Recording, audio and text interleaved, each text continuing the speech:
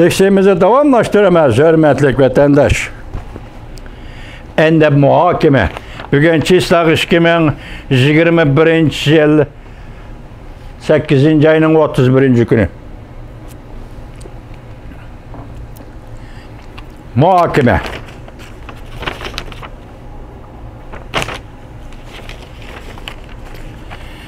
Xi Jinping Amerikaga qattiq muomala qilishga boshladi. Yuqorqi shunga munosabatlik. Cho'ng huquqni qo'lga oldimi yoki krizisga duch keldimi? Rimga berishni xohlamadi, Italiyaga berishni xohlamadi. Baho talab qilyapti, o'zining o'rnini o'stirayapti. Prezident Joe Biden bilan Xi Jinpingning ko'rishishidan yana umid bormi? Yo'q, endi bu tugadi. Mingjon televiziyasi. YouTube 8 ayning 31 kuni. Xenda imorat imperiyasi gumron bo'ldi. Mana. Masalaning ochqichi bu yerda, masalaning jini bu yerda vatandashim. 2-3 yildan beri Xenda deb keldik. Xenda o'milik tijorat shirkati. Akşam Canlan Efendi bunu xabar qildik, gumron bo'ldi. Gördünüzmü? Yuqorqi islohot, inqilob belə gezitdə. Hazır Jungodagi o'zgarishlarni takdi dal mush yerda. Nimishqa? Chunki Jungoning iqtisodi uy imorat, tijorat. Mush iqtisod. Bu iqtisodning eng cho'ng peshvo shirkati Xenda gumron bo'ldi degan gap, Jungo iqtisodi gumron bo'ldi degan gap. Shunga hozir yuqorqi o'zgarish yaxshi, nima siyosat sohasida emas, hozir jamiyatning iqtisodiy qatlamiga. Buranda endi Canlan nima deydi? Xenda shirkati gumron bo'ldi. 350 ming kasblashgan shirkatlar. Xenda shirkatiga ham debni bo'ldi. Yani mushu Xenda shirkati bilan o'xshashlik gumron bo'ldi. Buning sababi nima? Xenda o'milik tijorat shirkati. Yog'och materiallari o bir shirkat. Aynak, chiroq, elektrik saymallar bu bir şirket. Onundaki simont, kesak bu bir şirket. Şundaq düşünün, cemiyet degan şundaq bağlanışıq oldu.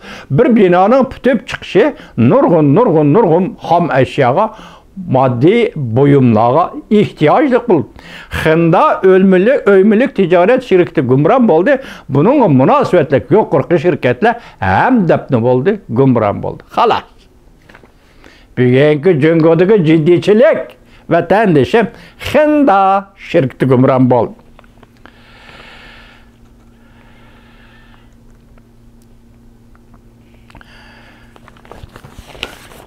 Endi yana diqqat qiling. Jiddiy bir ish.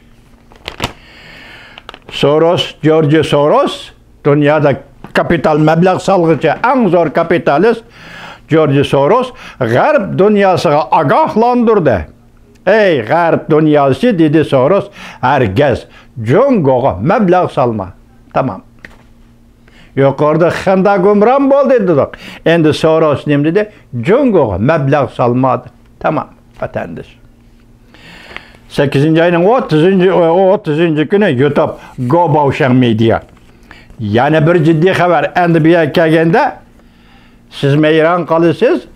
Albatta hemimiz hayron qolamiz. Buning natijasidan qanday bo'lishini Alloh bizga ko'rsatsin. Lekin bu xabar hozir to'r film shaklida keldi. Yozma shaklda kelganda anda ishonchimizni qo'yaylik. Bugun siz buni foydalanish o'rnida yoki anglab qo'yish o'rnida anglab qoling vatandoshim. Jiddiy xabar. Bo'lmada ishchataq bo'ldi. Prezident Joe Biden Jungoni embargo qildi.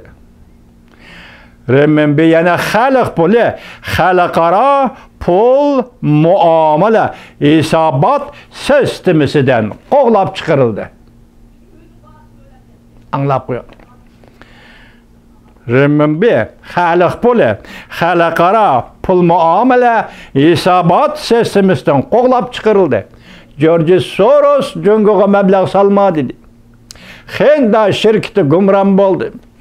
Endilikda hozir Jungoning xalq puli renminbi xalqaro pul muomala hisobot sistemidan qo'g'lab chiqarildi.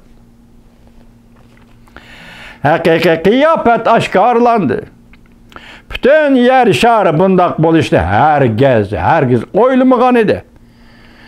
Jungoning kulkisi oxirlashdi. 2021 8 ayning 31 kuni YouTube tarixni yoritish. Bu torbeti Xitoyparast torbeti mushu xabarni o'zi badi shunga chiqib men sizga foydalanish uchun topshirdim hurmatli vatandosh. Jungo matbuotlari biroqla oldingi safga o'tdi. Cho'nqur o'zgarish boshlandi. Xi Jinping urush shaklida qo'zg'atib Amerikani nere tur dedi. Ki megoha. Yani ki Amerika'dan ajrashdi. Ayrıldı. Amerika Jungo münasebeti ayrıldı demekçi.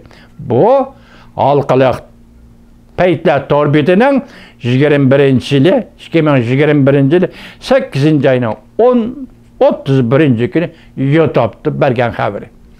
Bilisizlar, halkalık peytler bu haqiqiy amaliyat torbetler yani hükümet başqarışıdaki teybendi torbetler. Görüp öttünüz vatandaş. Endi yakından bir biz Türkiye sizlarga Uyg'uriston yoki Xinjiang masalasi, Xinjiangda qurilgan davlatlarni duvi torbadi. Endi Jungoda o'zgarish bo'ladi. Bu qanday o'zgarish dedik? Hozirgi ehtimollikda shuni faraz qilaylikki, Xitoy hukumati yoki xalqaro besim oldida boshqa bir yo'l tutdi. Masalan, hozirgi jamiyatni aytganda Jungo jamiyati taraf-tarafda bostirish, taraf-tarafda qo'lga olish. Hazır bunu bir sifatlasak, vatandaşım nima deb sifatlaymiz? Jamiyat, Jungo jamiyati mustabidizmlashgan Jungo jamiyatining alayidligi nima? Eng oxirigacha yetganda yana mustabidizmni kuchlantirish buning shu jamiyatning birdan-bir iqtidoridir. Endi buni hozir torbetkilar qanday tahlil qilyapti? Tavakkalchilik qilishi mumkin yoki urush g'arbsidagi bir holat bo'lishi mumkin. Buni qo'yib turaylik. Jungo jamiyati mushayak keldi. Qani Jungo endi nagicha bora oladi? Qanchalik qo'pollik qila oladi? Qanchalik g'arb dunyosini rad qila oladi? Yana qanchalik Amerikani rad qila oladi? O'zi u vaqtida qanday o'ringa tushib qoladi? Qanday o'rinda turib qoladi? Endi buni taraf-tarafdan o'ylasangiz, hozir aylaqa boshda nima dedik? Xalqaro pul muomala, hisobot qilish yoki bo'g'ish sistemasidan qo'g'lab chiqarib etdi deganda vatandoshim, siz hozir chet eldan neft gaz import qilyapsiz. Buning haqqini qanday to'laysiz? Qaysi pul bilan, qaysi shaklda to'laysiz? Bizga bu to'g'rida ochiq bir xabar yetib kelguncha, hozir shunchalik tahlil qilamiz vatandoshim. Bu eg'ir iqtisod masalasi, siyosat masalasi. Buningdan keyin qanday keladi gap? Siz endi pul hisobotni bo'g'ish xalqaro sistemasidan chiqarib etilsangiz, siz qanday tijorat qilasiz Jungolik apandi degan gap. Biz o'tganlar sizlarga so'zlaganda pul muomala sohasida urush bo'ladi. Pul muomala sohasida elishidi, u oddiy gaplar vatandosh. U oddiy gap bo'lib qoldi. Hozir eng halqaliq balki eng ig'ir masala, ig'irning ichidagi ig'ir masala dalmisha pul muomala sohasidagi hisobot bo'g'ish doirasidan renminbi xalq pulini qo'g'lab chiqarib etish. Bu ig'ir gap vatandosh. Endi voqealarning taraqqiyotini oldimizda ko'ramiz. Sizlarni Alloh aman qilsa vatandoshlar.